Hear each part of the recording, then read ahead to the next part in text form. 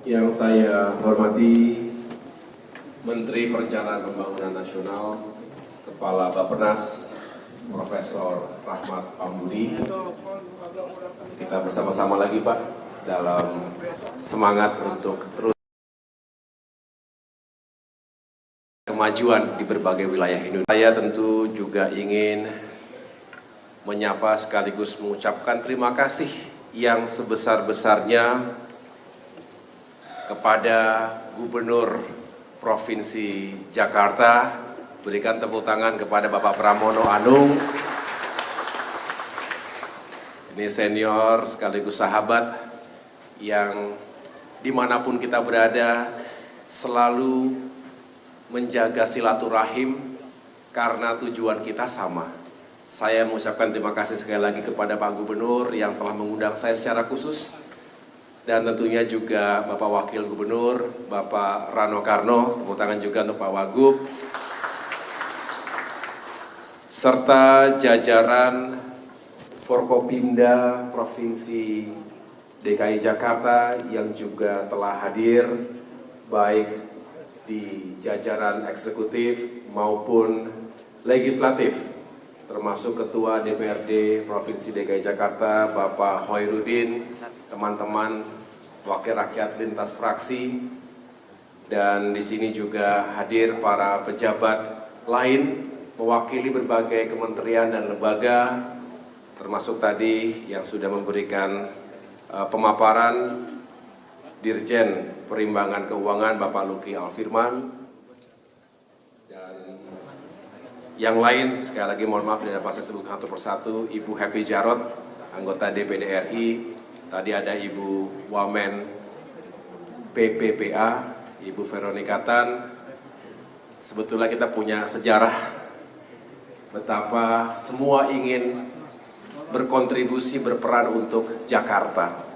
Dan hari ini dipertemukan lagi di Balai Kota dengan peran yang berbeda-beda, tapi masih sama. Masih sama perasaan itu, masih sama semangat itu, bahkan semakin kuat lagi karena saya yakin Jakarta di bawah kepemimpinan Bapak Pramono Anung dan Bapak Rano Karno bisa semakin sukses dan semakin maju. Didukung oleh segenap jajaran dan tentunya dukungan penuh dari seluruh warganya. Saya menyambut baik acara hari ini.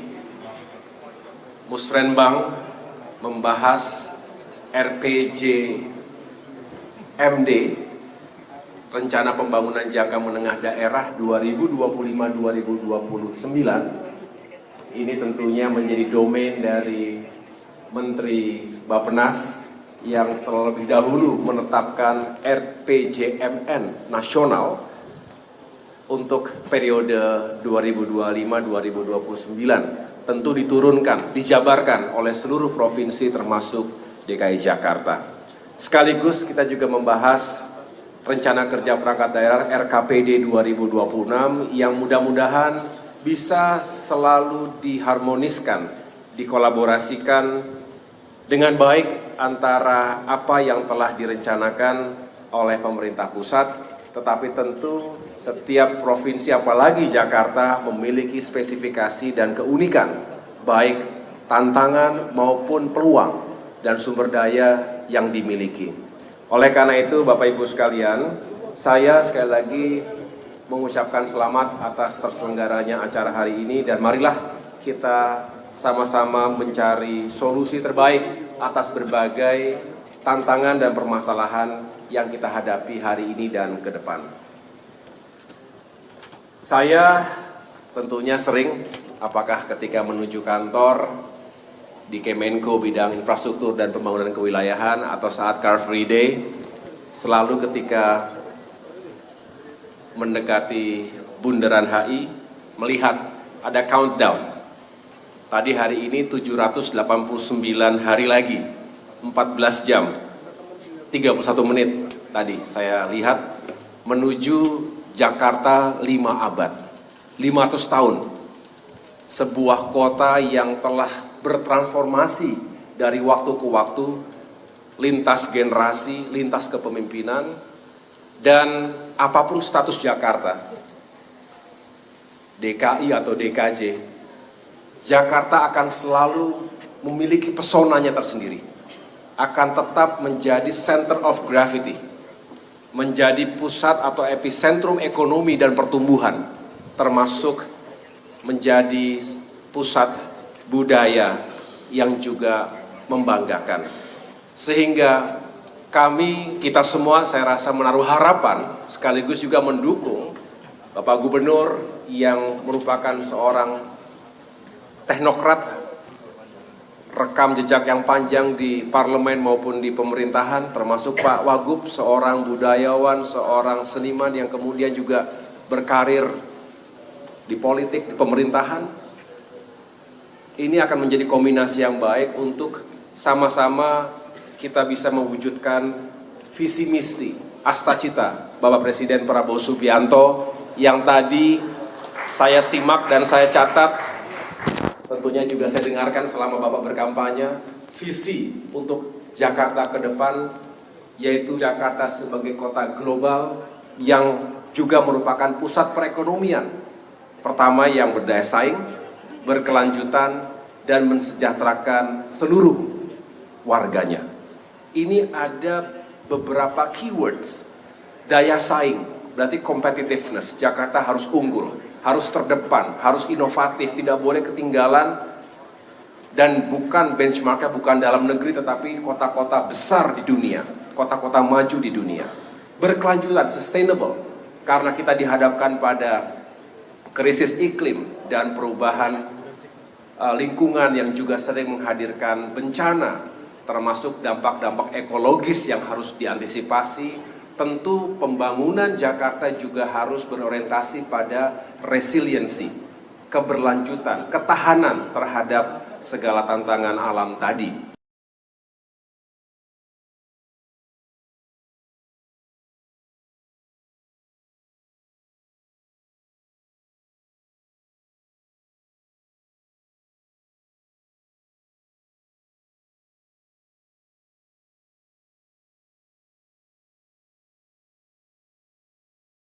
Atau gap atau inilah yang saya rasa menjadi nafas jiwa pembangunan Jakarta 5 tahun ke depan ini, yang sekali lagi saya menaruh dan kita semua menaruh harapan besar dan mengajak untuk terus berkolaborasi.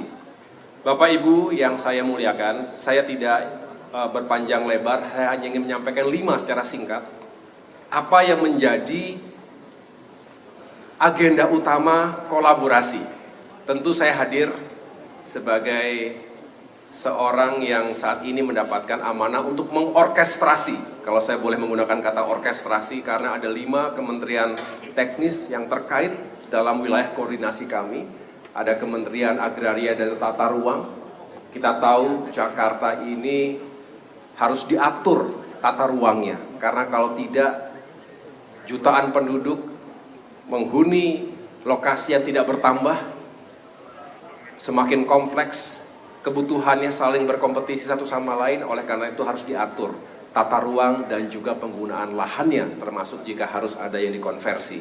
Yang kedua adalah Kementerian Pekerjaan Umum. Tentu kita berharap pembangunan terus berjalan, infrastruktur dasar sangat berarti bagi masyarakat. Yang ketiga, perumahan dan kawasan permukiman. Kita juga tahu ada masalah kualitas hunian di Jakarta.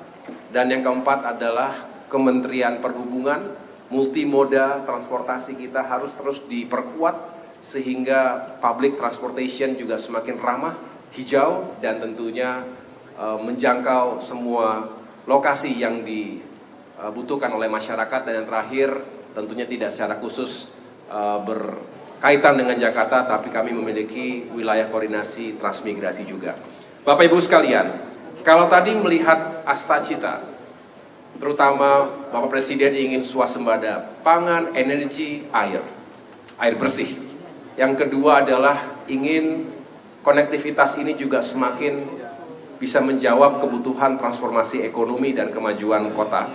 Dan yang terakhir terkait dengan SDM, maka saya bisa mengatakan ini semua telah sangat baik dijabarkan oleh Pemprov Jakarta melalui visi dan misi dan program-program prioritas atau unggulannya tadi. Saya ingin meng-highlight 5 hal. Yang pertama, kita ingin Jakarta juga terus menjadi kota yang nyaman. Sedangkan kita tahu setiap hari Jakarta itu memproduksi kurang lebih 7.000 ton sampah. Ini yang harus menjadi atensi besar kita semua. Oleh karena itu kami di Kemenko Infrastruktur juga ingin memberikan support dan sekaligus bekerja sama, karena tentu mengelola APBD terbesar 91 triliun rupiah ini juga mudah-mudahan ada alokasi yang cukup untuk kita bisa mengelola sampah. Sampah dari hulu ke hilir, dari mulai rumah tangga, industri sampai dengan titik pembuangan sampah, titik pembuangan air, pembuangan akhir, termasuk pengelolaan sampah. Dan kita berharap timbunan sampah yang sudah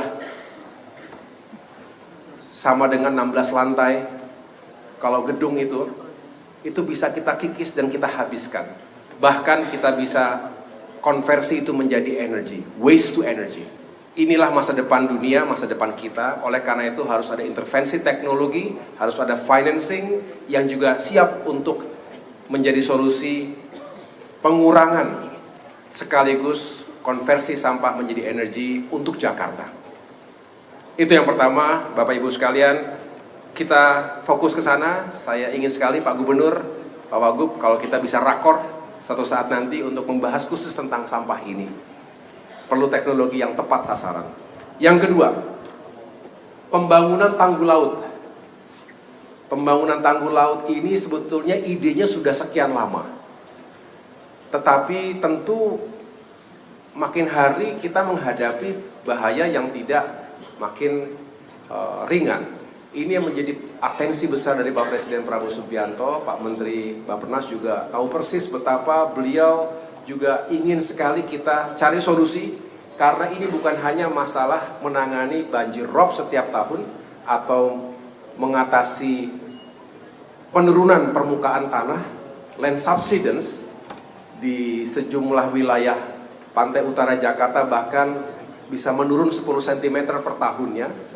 Tanggul pantai 4,8 meter saat ini oke, tetapi dalam 10-20 tahun ke depan rasa-rasanya harus dipikirkan yang lebih kuat lagi, yang lebih tangguh lagi. Oleh karena itu kita harus sama-sama duduk bersama untuk bisa membahas bagaimana kita mengurangi potensi ataupun bahaya tersebut. Ini bahaya eksistensial terhadap bukan hanya masyarakat pesisir utara, tapi juga untuk kota Jakarta itu sendiri.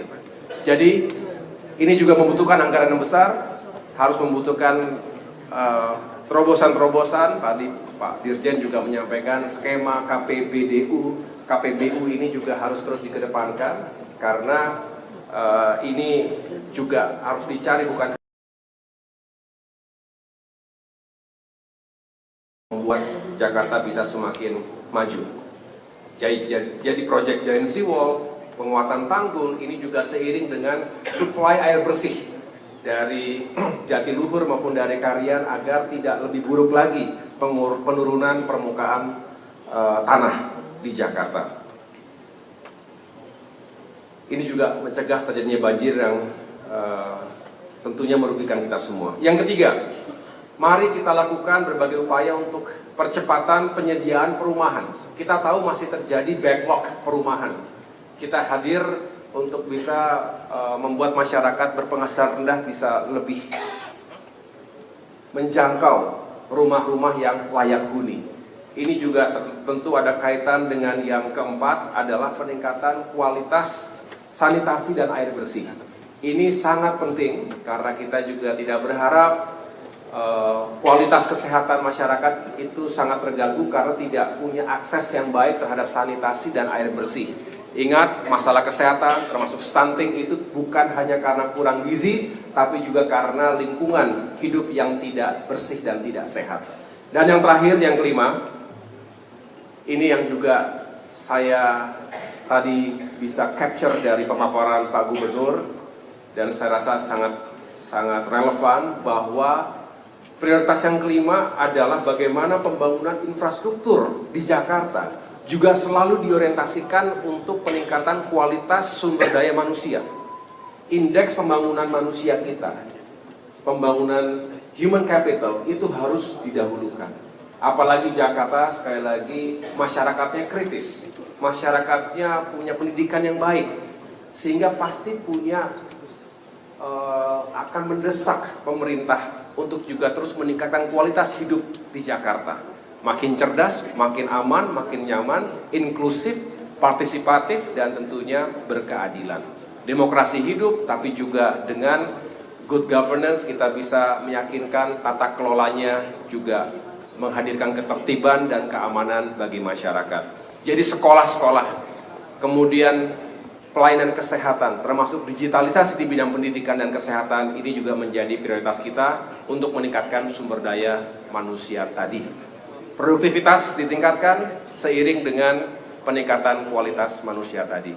Demikian Bapak Ibu sekalian, sekali lagi saya mengucapkan selamat kepada Pak Gubernur, Pak Wagub, dan semua yang telah hadir. Semoga sukses menjalankan amanah.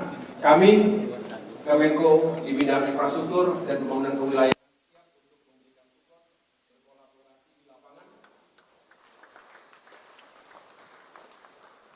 dan izinkan saya menggunakan topi yang satu lagi Pak Gubernur. Sebagai Ketua Umum Partai Demokrat, saya minta fraksi Partai Demokrat dukung agar sukses beliau berdua. Demikian yang dapat saya sampaikan. Jalan-jalan ke Tanah Abang, jangan lupa membeli baju. Selamat bertugas kepada Pak Gubernur, Pak Wagub, dan seluruh peserta Musrenbang. Semoga Jakarta semakin adil, makmur, dan maju. Terima kasih. Wassalamualaikum warahmatullahi wabarakatuh.